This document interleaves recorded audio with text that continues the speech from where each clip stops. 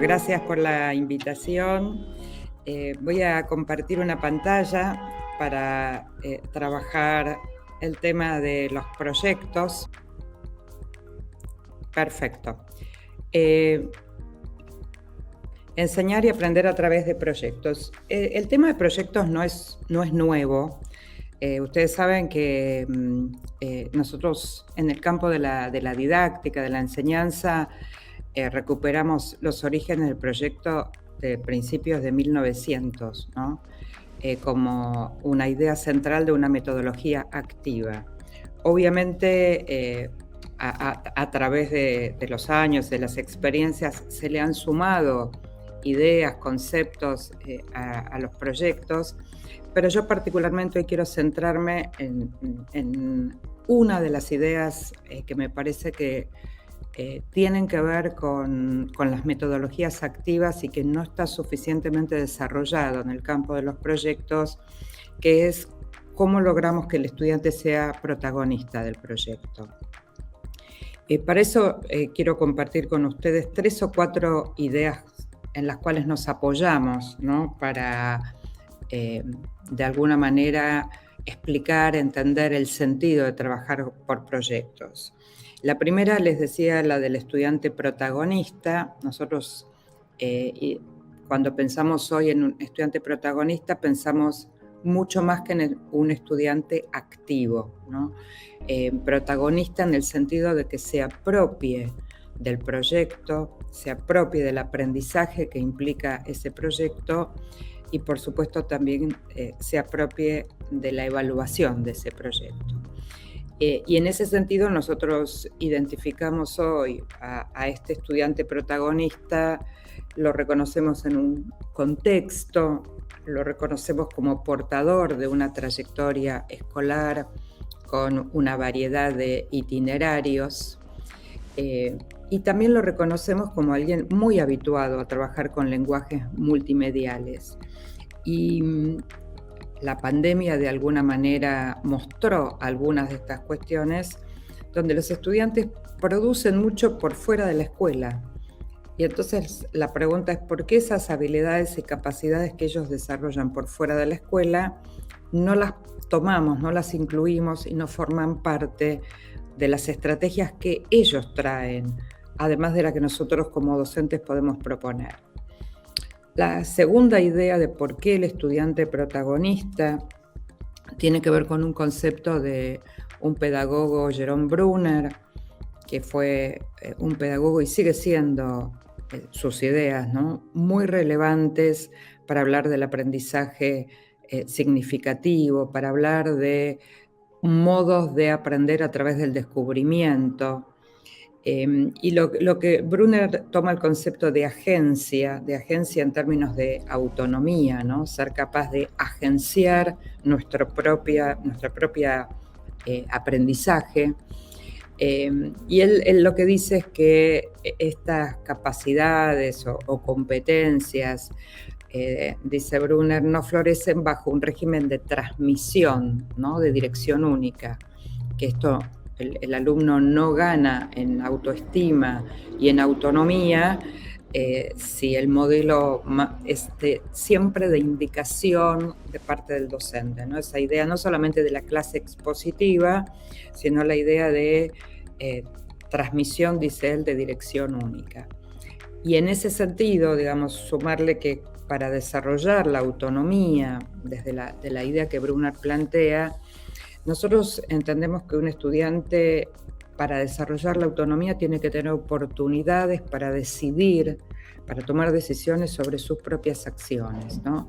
Para desarrollar capacidades que le permitan elegir estrategias, decidir que este camino es mejor que este otro, probar ese camino que elige y ser capaz de evaluar ese proceso. O sea, no nos alcanza con que un estudiante desarrolle un proyecto, lo lleve adelante y punto, aunque el proyecto sea exitoso, sino necesitamos que evalúe, por un lado, a dónde llegó en términos de producción final, pero también cómo fue el recorrido y cómo fue el proceso. ¿Por qué necesitamos eso? Bueno, porque necesitamos que desarrolle habilidades metacognitivas. que son habilidades del aprender a aprender. La metacognición es esa capacidad que el estudiante tiene de autorregular su proceso de aprendizaje. En un ejemplo concreto sería, por ejemplo, que un estudiante se dé cuenta que la estrategia que eligió para trabajar en ese problema no le funciona a él, ¿sí? Por sus características como estudiante, por sus fortalezas y debilidades como estudiante. Y que entonces entienda que tiene que cambiar la estrategia. ¿Por qué eso es autorregular el propio proceso de aprendizaje? Porque en general el estudiante hace ese cambio, por ejemplo, de estrategia, cuando el docente se lo indica, cuando el docente o se lo propone, se lo sugiere o le dice que lo tiene que hacer de otra manera. Y la autonomía y la regulación del propio proceso de aprendizaje es cuando el estudiante se da cuenta y hace el ejercicio de cambio o pide ayuda porque no sabe cuál sería una mejor estrategia. Eso, en el mundo en el que vivimos, implica formar estudiantes autónomos que sean capaces de seguir aprendiendo solos a lo largo de toda su vida, porque no siempre van a estar con un docente al lado que les indique, porque en general la docencia tiene un componente bastante importante de dependencia, ¿no? Nosotros generamos, digo genéricamente, el rol docente genera más modelos de dependencia de los estudiantes hacia los docentes que modelos de autonomía. La otra idea de los proyectos, por supuesto, y esa es una idea que en general sí está vigente en los proyectos, que es el aprender de y con otros, pero allí quisiera sumar los aportes de Philippe Mérieux, que lo que Mérieux plantea con respecto al aprender de y con otros es que lo que hay que enseñar en la escuela es a trabajar con otros que piensan distinto a mí. Y nosotros estamos muy acostumbrados en el trabajo colaborativo, que los estudiantes se reúnen por afinidad, por amistad, y obviamente es un criterio importante, pero no es el único. La escuela tiene oportunidad de enseñarle a los estudiantes a trabajar con los que piensan distinto y producir algo a partir de ideas controversiales, de pensamientos diferentes, de modelos diferentes, de propuestas diferentes, contribuyendo a formar ciudadanos que sean capaces, por ejemplo, en el Congreso, en el Parlamento, de discutir con otro que piensa distinto y poder construir a partir de allí. Entonces, bajo esas ideas que dan sustento a entender el sentido de trabajar por proyectos, también nos aparecen algunas preguntas que nos seguimos formulando acerca de esta metodología. Si el proyecto lo estamos usando como recurso motivador o fundamentalmente como provocador de aprendizajes. Muchas veces vemos que la selección de trabajar por proyectos en un aula tiene más que ver con esta idea de que los estudiantes están apáticos o los estudiantes no están muy motivados, y entonces hay como una búsqueda de que a través del proyecto fundamentalmente logremos que el estudiante se motive, y que por supuesto está muy bien motivarlos, pero nos interesan más los proyectos que son provocadores de aprendizaje.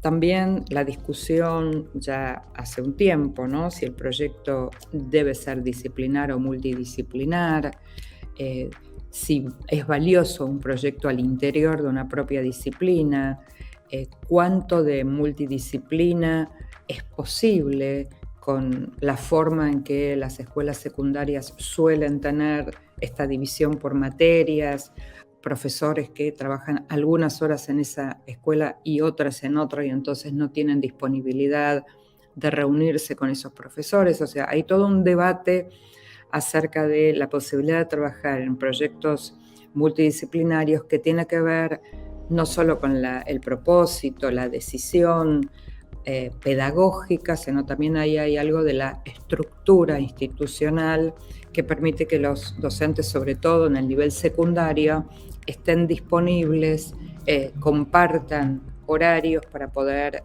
trabajar con proyectos multidisciplinares. Y también la pregunta que nos hacemos es por el grado de libertad que el proyecto le va a dar al estudiante. ¿Para qué? Para que tome decisiones.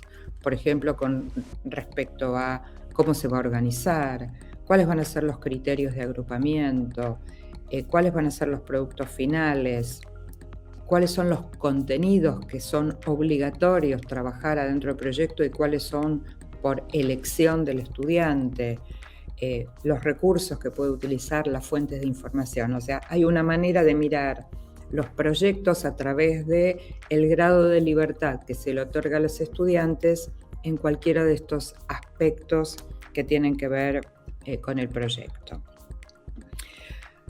Eso para poner en contexto, en encuadre y entender de qué estamos hablando cuando hablamos de proyectos. Hay algunos principios que a mí me gustaría compartir sobre la idea de estudiantes protagonistas dentro del proyecto. Bueno, primero ustedes saben que en tipologías de proyectos hay montones de tipologías de proyectos, de clasificaciones de tipos de proyectos. Yo aquí les comparto una sencilla que estamos usando hace varios años, que son 3 tipos de proyectos: aquellos que dan solución a un problema, o sea, que parten de un problema y se busca una solución a ese problema; aquellos que son de investigación de un tema o de un problema, investigación en profundidad, no necesariamente buscamos solución, pero sí lo que hacemos es comprender en profundidad el problema.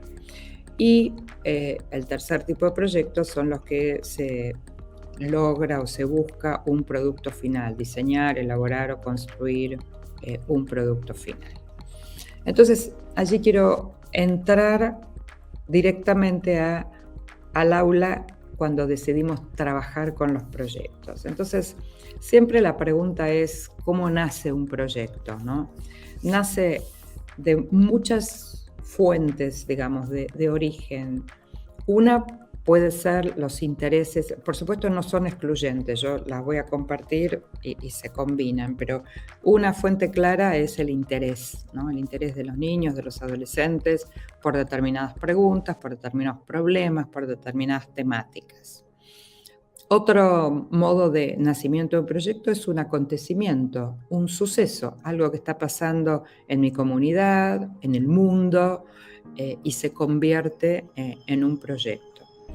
El día de muchas instituciones tienen festejos o rituales con relación a el Día de la Familia o el Día de la Solidaridad, y eso constituye un proyecto en sí mismo. Por supuesto, algunos eventos comunitarios o institucionales que abren el trabajo por un proyecto, un desafío que trae el docente, o un problema, un caso, o una pregunta provocadora, un enigma. Lo que en cualquiera sea el nacimiento del proyecto, el desafío que buscamos es que los estudiantes se apropien del proyecto, se entusiasmen y sea algo significativo para ellos. ¿Por qué digo esto? Porque muchas veces el proyecto lo trae el profesor o la profesora y no nació del interés de los estudiantes. De todas maneras, es valioso si el docente logra que se apropien del proyecto, que se entusiasmen y que conviertan los propios estudiantes en algo significativo ese proyecto. Algunos principios, entonces, ya en la implementación de los proyectos. Por supuesto, el primero es considerar la referencia curricular, es decir, cuando nosotros, cualquier tipo de proyecto que diseñamos, cualquiera sea el origen y el nacimiento, nuestra responsabilidad como docentes es vincularlo a las referencias curriculares correspondientes y plantear con mucha claridad cuál es la intencionalidad pedagógica, cuáles son los propósitos, los objetivos de ese proyecto. La segunda cuestión, o puede ser la primera, no importa aquí el orden, es que nosotros necesitamos conocer a los estudiantes, pero no solamente esa información que hay en las escuelas acerca de su trayectoria escolar, el legajo del estudiante, sino nos interesan averiguar otras cuestiones hoy: qué películas o series miran, qué leen, en qué redes participan, qué temas les inquietan. Es decir, esas preguntas que nos permitan conocer más sus intereses, sus modos de participar, para articular mejor esos intereses que ellos tienen con las propuestas que nosotros les hagamos en términos de proyectos y la vinculación que nosotros vamos a hacer con las referencias curriculares. Por supuesto que frente a eso siempre nos aparece una pregunta, es cómo provocar a los estudiantes, ¿no?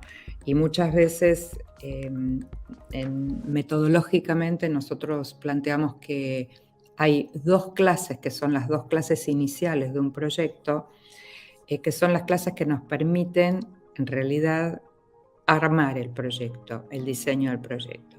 La primera clase nosotros podemos ir con una pregunta dilemática, con una imagen, con un video, con un problema, con un caso, y lo que hacemos es abrir un torbellino de ideas, de conversación con los estudiantes, y registramos todas esas conversaciones, esas conexiones que los estudiantes hacen a partir de nuestra pregunta, de nuestro desafío.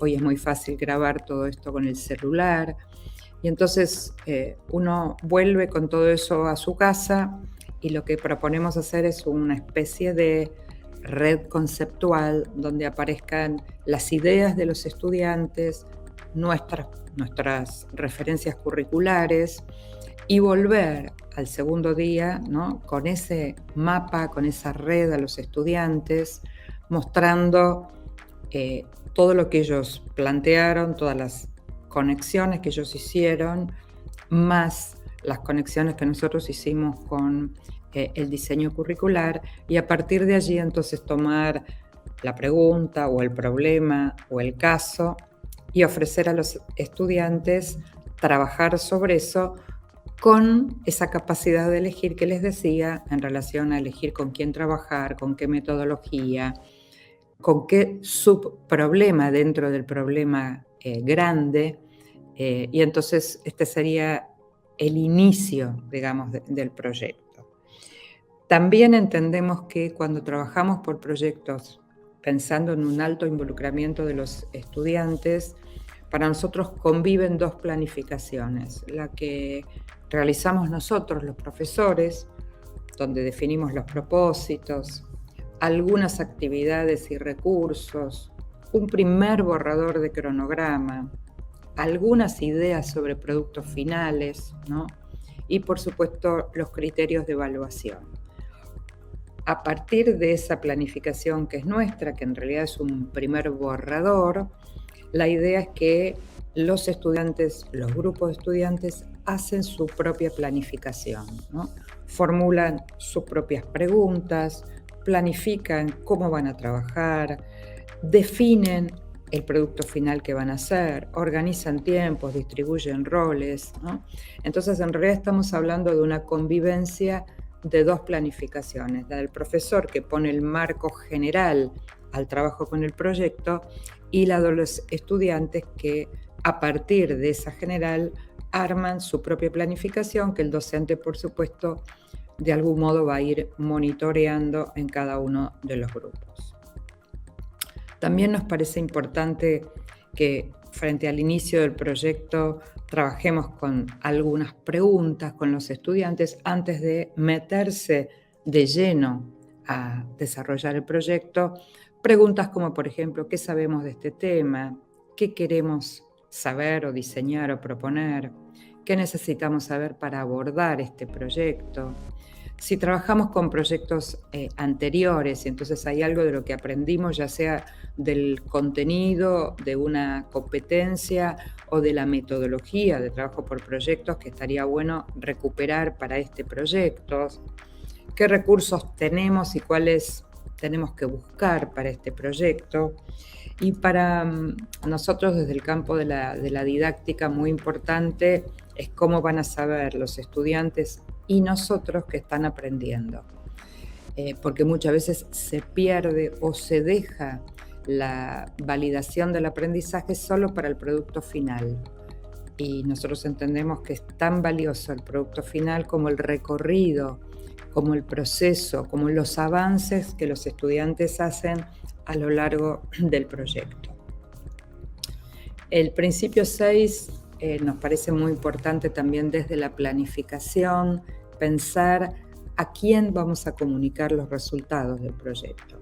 Esta idea que el proyecto no es solamente para presentarle al profesor, sino cuán importante es elegir distintos tipos de audiencia, de adentro de la institución, de afuera de la institución, de la comunidad, de otras escuelas, de organismos, de ONGs, que sea un propósito explícito desde el inicio del proyecto a quién y cómo se van a comunicar los logros, los resultados del proyecto, con qué interlocutores vamos a compartir lo que los estudiantes han logrado.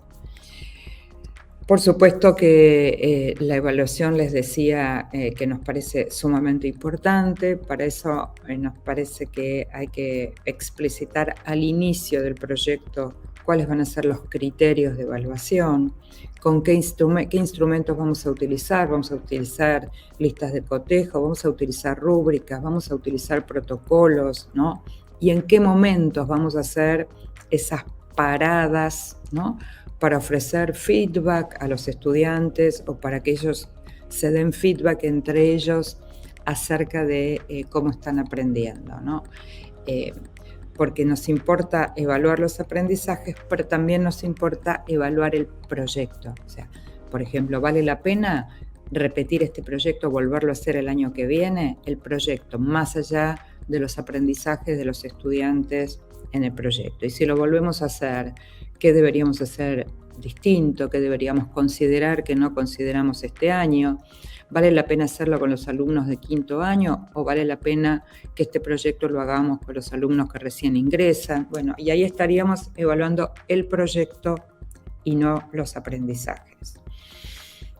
Las fortalezas que más en todo el campo de la investigación se identifican como fortalezas de los proyectos, bueno, la posibilidad de preparar a los estudiantes en el desarrollo de capacidades o competencias, las conexiones entre lo que aprenden en la escuela y el contexto, las oportunidades que los proyectos ofrecen para construir conocimiento de manera colaborativa, o sea, no solamente para analizar un problema o entenderlo más, sino también para producir nuevos conocimientos, para aumentar las habilidades sociales de interacción y de comunicación, para aumentar las habilidades de solución de problemas, para permitir a los estudiantes ver conexiones, establecer conexiones entre distintas disciplinas y para favorecer prácticas democráticas en la medida en que el estudiante se convierte en protagonista, en que puede trabajar, como les decía antes,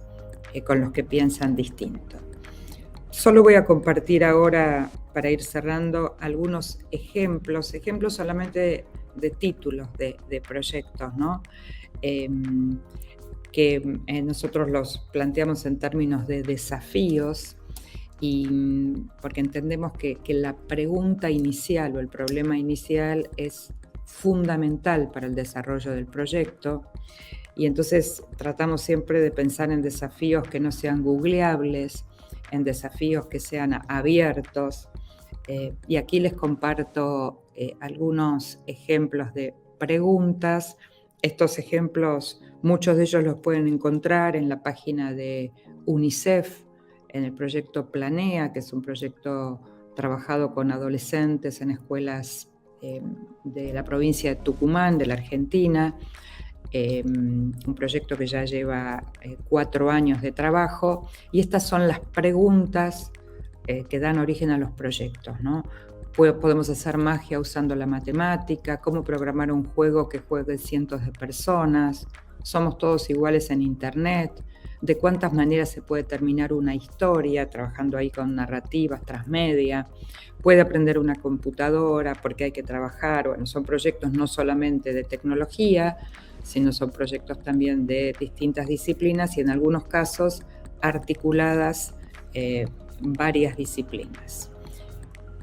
Este ejemplo entre tecnología, literatura,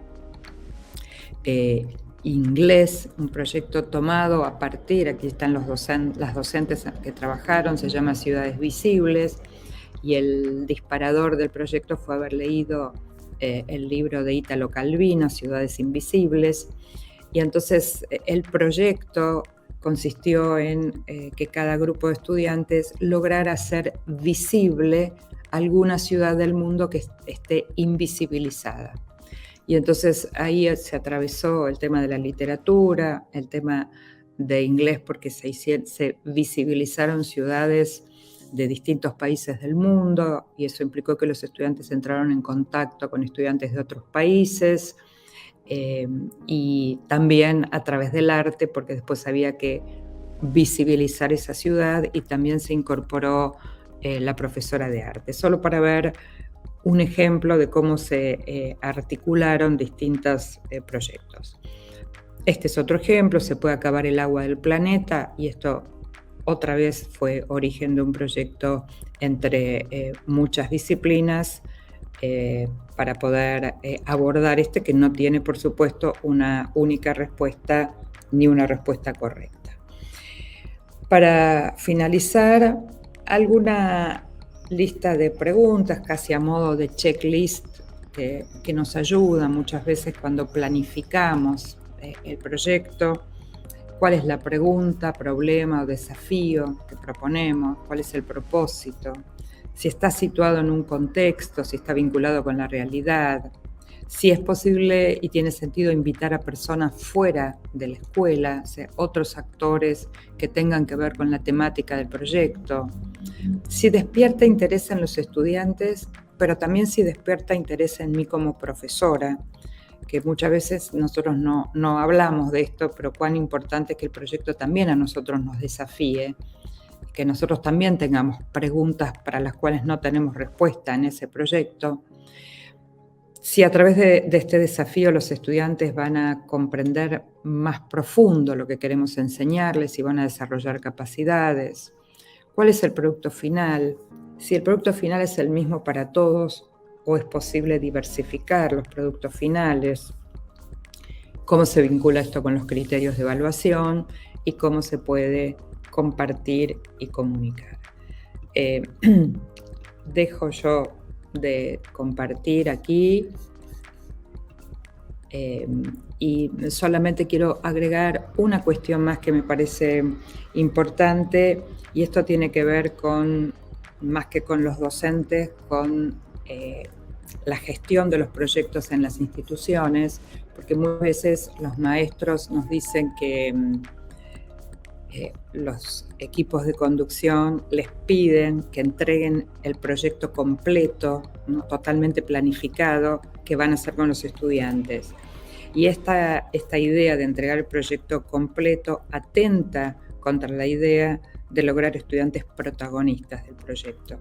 Entonces, me parece importante pensar que nosotros podemos entregar un borrador de proyecto, podemos entregar un cronograma general, podemos entregar los contenidos que van a abordarse, aunque todavía no sepamos exactamente cómo lo vamos a hacer, pero que los docentes podamos tener esa libertad y esa autonomía de ir gestionando el proyecto junto con los estudiantes, y en todo caso sería fantástico compartir con los equipos de gestión del proyecto una vez finalizado y tener una conversación interesante de aprendizaje para todos acerca de lo que significa el trabajo por proyectos con alto protagonismo de los estudiantes. Muchas gracias por la escucha, muchas gracias por la invitación, Magela, y a todo el equipo. Gracias a ti, Rebeca. Un placer tenerte. Me parece que quedó muy claro todo. Tienen abierta la parte de preguntas que se las vamos a pasar después a Rebeca. Rebeca amablemente está en la charla con nosotros, pero ella tiene que salir volando para dar la clase en la universidad ahora. Por eso estamos acotados de tiempo. Muchas gracias, Rebeca. No, al Muchísimas contrario. gracias por la participación, muy clara la ponencia, y creo que nos da un entorno para trabajo en proyectos que les va a servir a todos los docentes que están participando en la charla y que después pueden ver la grabación. Gracias, Bueno, Rebeca. gracias a ustedes, un abrazo enorme. Que tengan una buena Gracias, muchas gracias.